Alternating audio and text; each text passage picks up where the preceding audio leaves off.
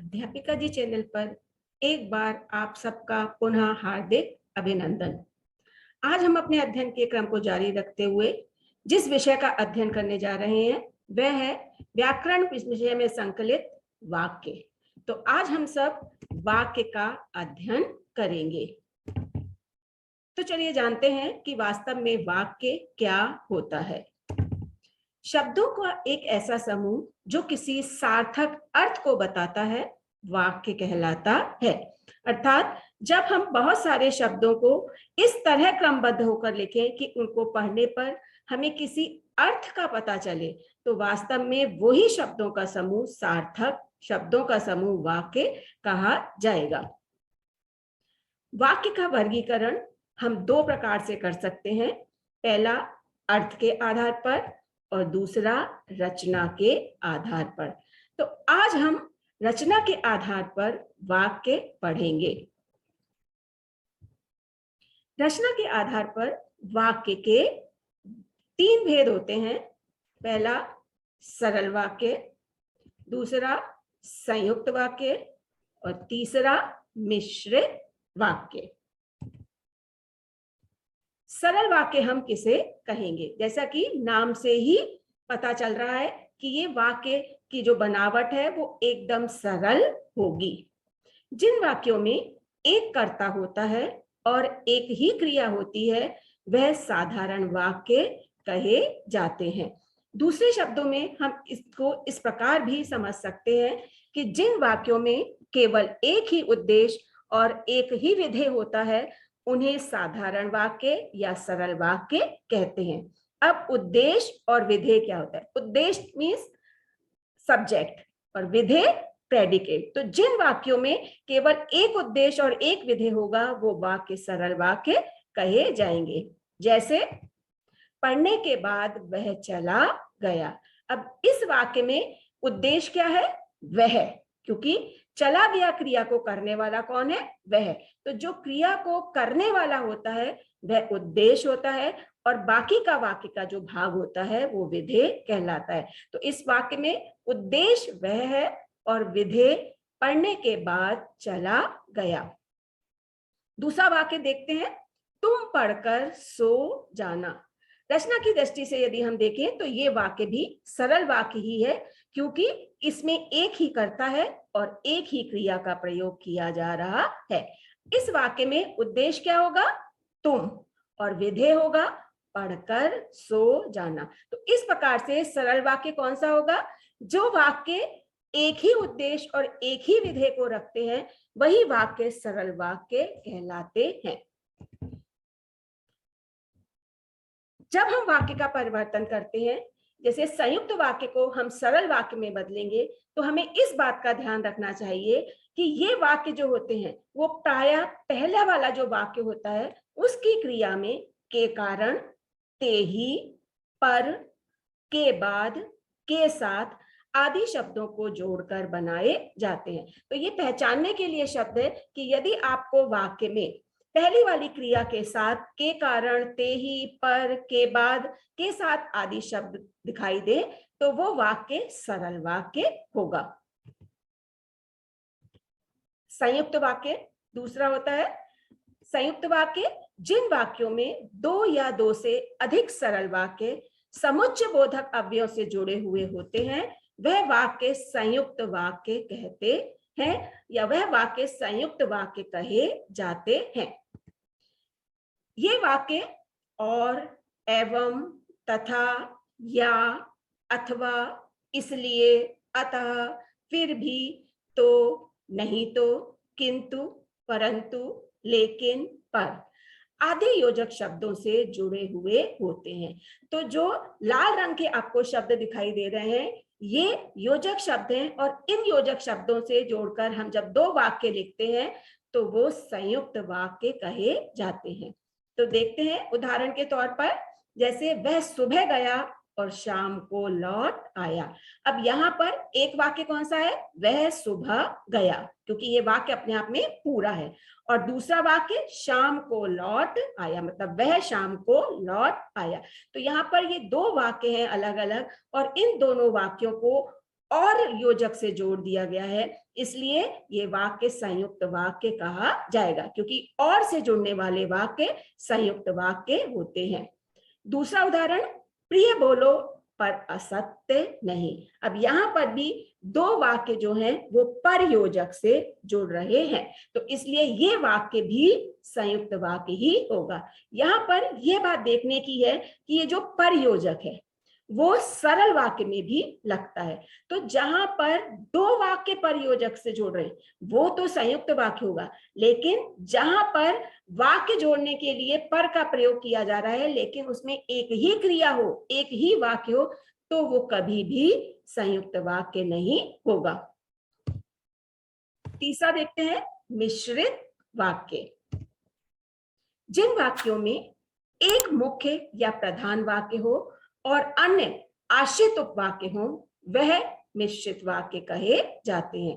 अर्थात ये जो वाक्य होते हैं इनमें दो तरीके के वाक्य दिखाई देते हैं, उनमें एक तो प्रधान वाक्य होता है और दूसरा उस पर आधारित होता है। जैसे संयुक्त वाक्य में दोनों जो वाक्य होते हैं वो अपना समान अधिकार रखते हैं, कोई एक दूसरे पर डिपेंड नहीं करता है।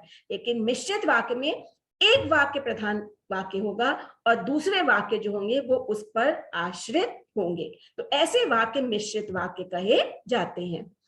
जो वाक्य जो, क्योंकि, जितना, उतना, जैसा, वैसा, जब तब, जहां वहां, जिधर उधर, अगर तो, यदि तो, यद्यपि, तथापि आदि योजकों से जुड़े हों उन्हें मिश्रित वाक्य कहते हैं। तो जो लाल रंग के आपको शब्द दिखाई दे रहे हैं वो योजक शब्द है जो कि मिश्रित वाक्यों को बनाने के लिए प्रयोग किए जाते हैं। तो यदि हमें पहचानना है तो हमें ये वाक्य में ये शब्द दिखाई दे रहे हैं तो वो वाक्य मिश्रित वाक्य होगा। जैसे, ज्यों ही उसने दवा पी वह सो गया। अब यहाँ पे दो वाक्य कैसे जुड़ गए? ज्यों से। तो ज्यों से जोड़ने वाला जो वाक्य है वो मिश्रित वाक्य है। यदि परिश्रम करोगे तो उत्तीर्ण हो जाओगे। अब यहां पर भी एक वाक्य क्या है? यदि परिश्रम करोगे, और दूसरा उत्तीर्ण हो जाओगे। तो यहाँ पे प्रधान क्या हुआ?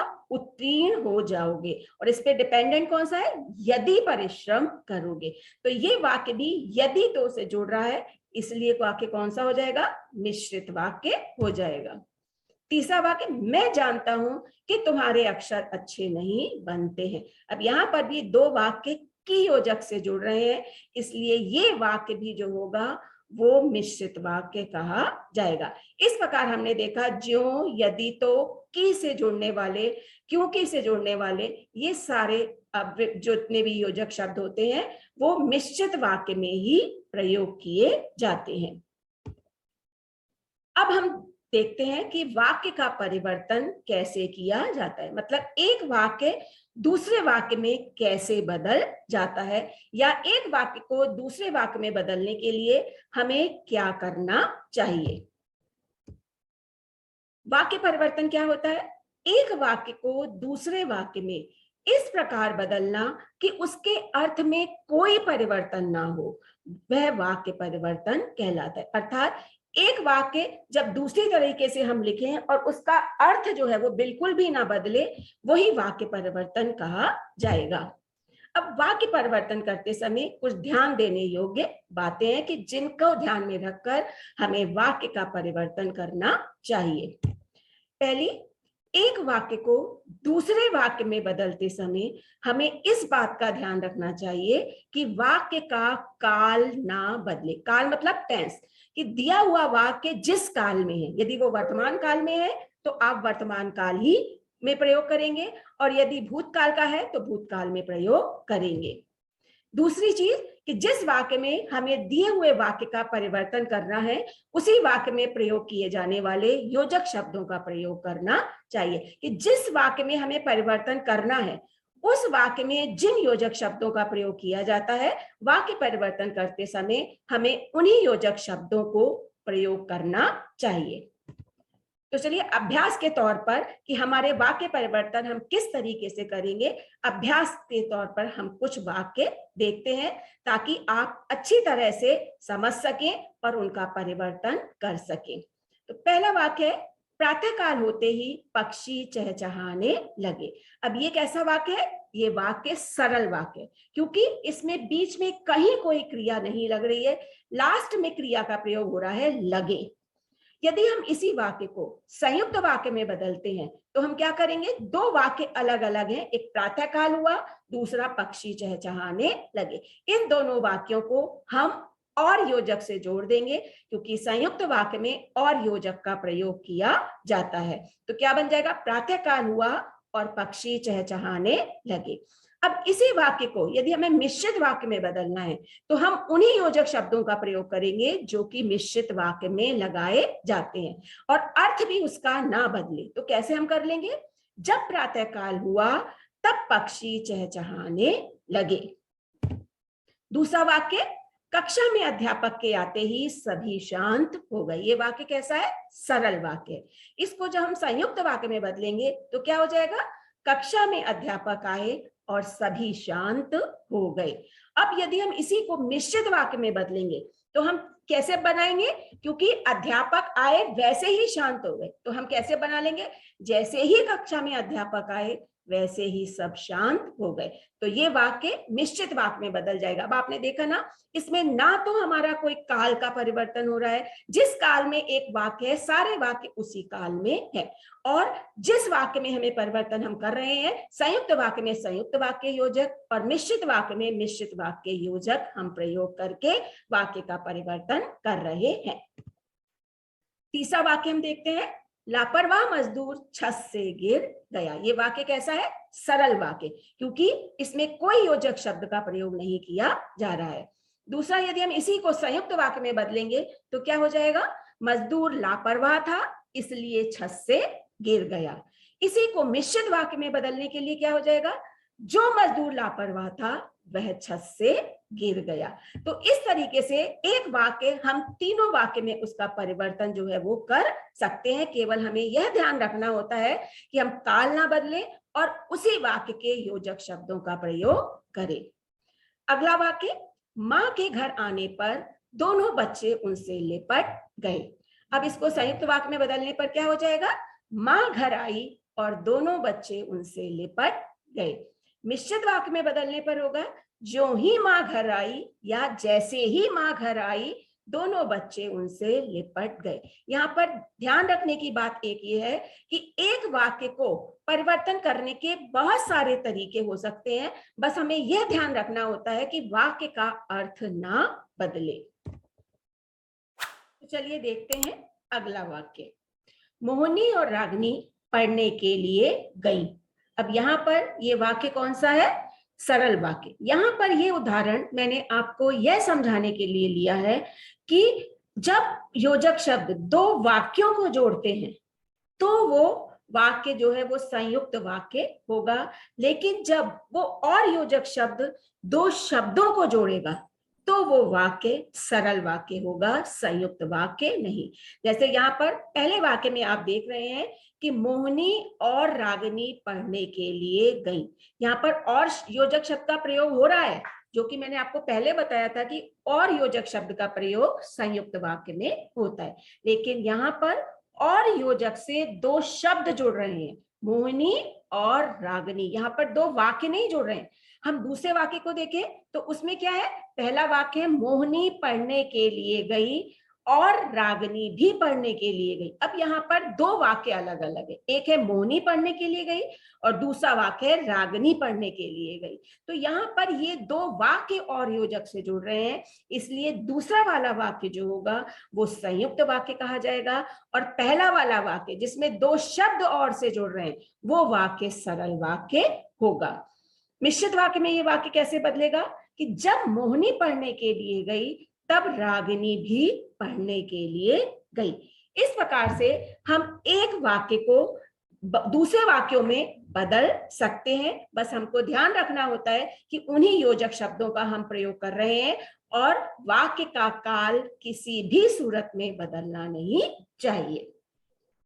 तो चलिए अब हम कुछ बहुविकल्पी प्रश्नों के साथ इस वाक्य का अभ्यास करते हैं।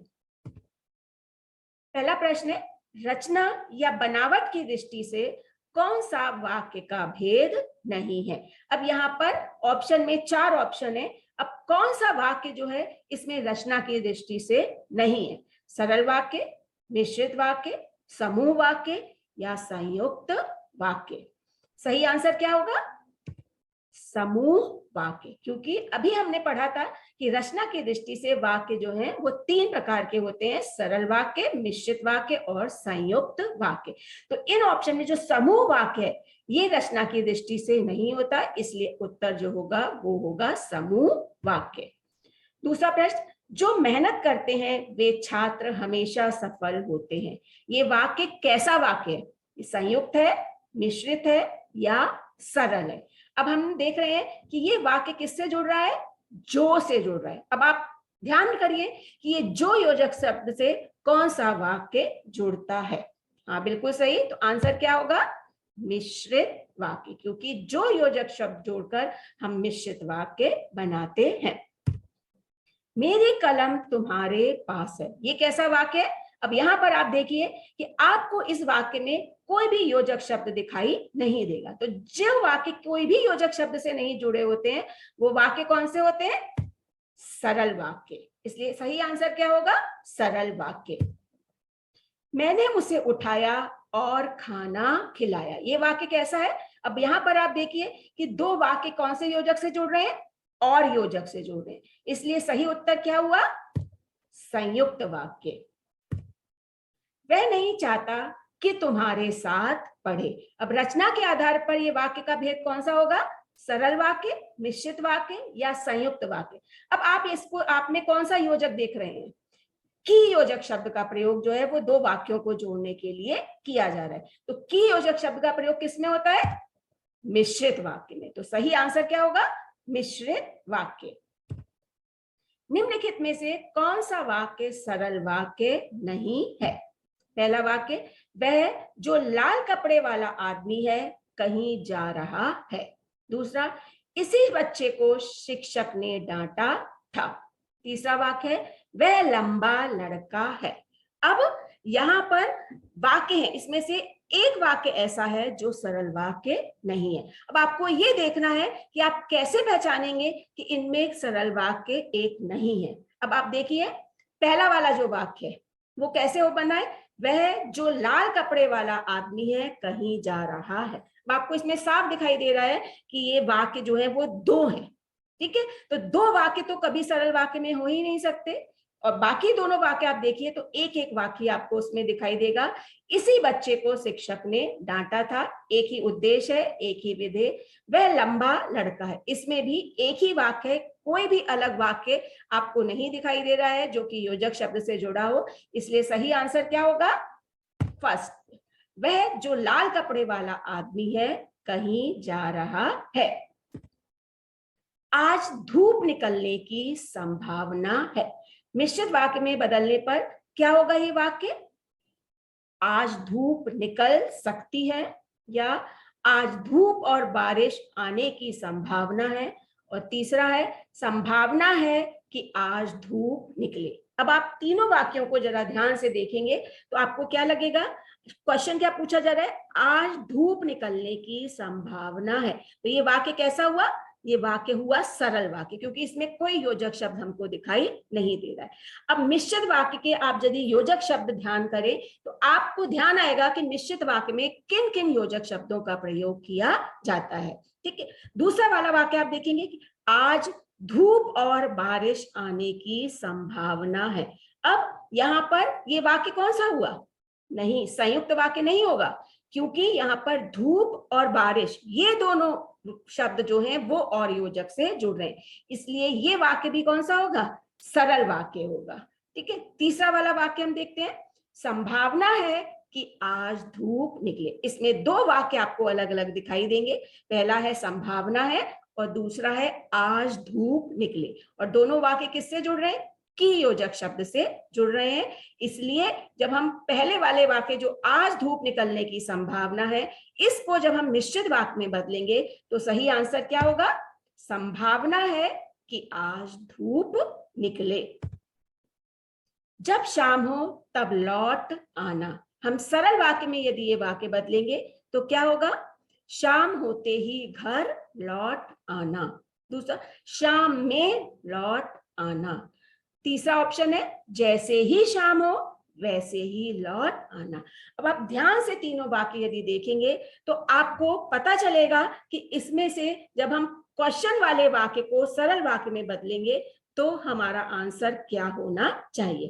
पहले वाला ऑप्शन हम देखते हैं, शाम होते ही घर लौट आना। मतलब ये सरल वाक्य है और सारी इसमें जितनी भी क्वेश्चन में चीजें हैं वो सारी चीजें जो है वो इस वाक्य में आ रही हैं। दूसरा वाला ऑप्शन हम यदि देखते हैं, शाम में लौट आना। अब ये वाक्य सरल वाक्य जरूर है, लेकिन इस वाक्य में क्या है, पहले वाला वाक्य का जो अर्थ है वो इस वाक्य से नहीं निकल पा रहा है। और तीसरा वाला वाक्य तो वैसे ही दिखाई दे रहा है कि वो जैसे और वैसे से जुड़ा है, तो ये सरल वाक्य हो ही नहीं सकता। तो सही आंसर क्या होगा? शाम होते ही घर लौट आना। अब इनमें से कौन सा वाक्य संयुक्त वाक्य का उदाहरण है? क्योंकि मुझे फल खरीदने थे इसलिए मैं बाजार गया। राधा, सीता और लता घर पर पढ़ रही हैं। थर्ड, चुप रहो अन्यथा कक्षा से बाहर निकल जाओ। अब हम एक एक वाक्य को लेकर के देखते हैं कि कैसे हम पहचान सकते हैं कि वो संयुक्त वाक्य का उदाहरण है। इस बार हम नीचे से जो है वो शुरू करते हैं। पहला वाक्य है, चुप रहो अन्यथा कक्षा से बाहर निकल जाओ। अब इसमें हम क्या देख रहे हैं कि दो वाक्य अलग अलग हैं और वो अन्यथा से जुड़े हुए हैं। दूसरे वाक्य में हमको और दिखाई दे रहा है, ठीक है, लेकिन यहां पर अभी मैंने आपको जैसे पहले बताया था कि ये और जो है वो दो वाक्यों को नहीं जोड़ रहा, यहां पर भी ये सीता और लता को जोड़ रहा है, इसलिए ये वाक्य भी जो हुआ वो संयुक्त वाक्य नहीं कहा जाएगा। ठीक है, पहले वाला वाक्य देखिए, पहले वाले वाक्य में आपको इसलिए दिखाई देगा और इसलिए जो योजक होता है वो संयुक्त वाक्य में जुड़ता है, लेकिन यहां पर हम देख रहे हैं कि उसके साथ क्योंकि भी शब्द जो है वो लगाया हुआ है, इसलिए ये वाक्य भी संयुक्त वाक्य नहीं हो सकता।